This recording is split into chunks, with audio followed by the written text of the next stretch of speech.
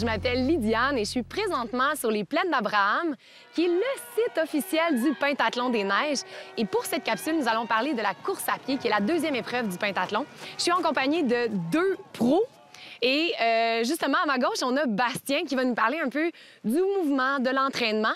Mais tout d'abord, je vais commencer avec Pierre-Yves, qui est un peu notre expert au niveau de l'équipement et du parcours. Pierre-Yves, justement, tu pourrais-tu me parler du parcours? Parce que là, est-ce que c'est comme quand moi, je veux courir dans la ville, là, sur les trottoirs et tout, ou c'est différent?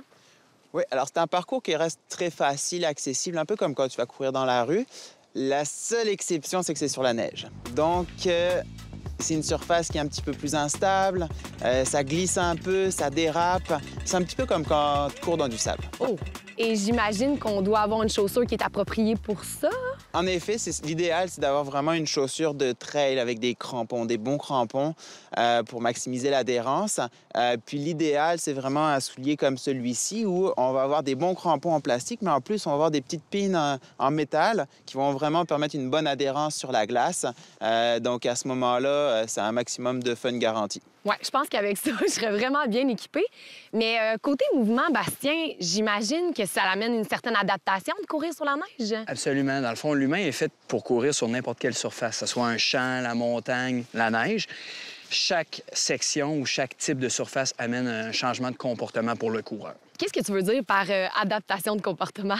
Bien, en fait, ce qui est surtout important, c'est que quand on change de surface, on doit justement changer la façon dont on court. Si on part d'une surface qui est enneigée, il y a trois choses qu'on va vouloir faire à ce moment-là. La première des choses, c'est de vouloir réduire notre longueur de pas, notre foulée, moins de chances de glisser à ce moment-là. La deuxième chose qu'on va vouloir faire, Pierre-Yves en a déjà parlé, c'est avoir une chaussure adéquate pour la surface qu'on utilise. Finalement, la chose qui est peut-être le moins utilisée, je devrais dire, c'est le fait de venir réduire son temps de course, c'est-à-dire que son allure, sa vitesse. Les gens, ce qu'ils vont faire, c'est que souvent, ils vont garder la même vitesse sur l'asphalte, le bitume, puis sur la neige, puis au contraire, on devrait ralentir un peu parce que c'est une activité qui est plus énergivore. Je vois.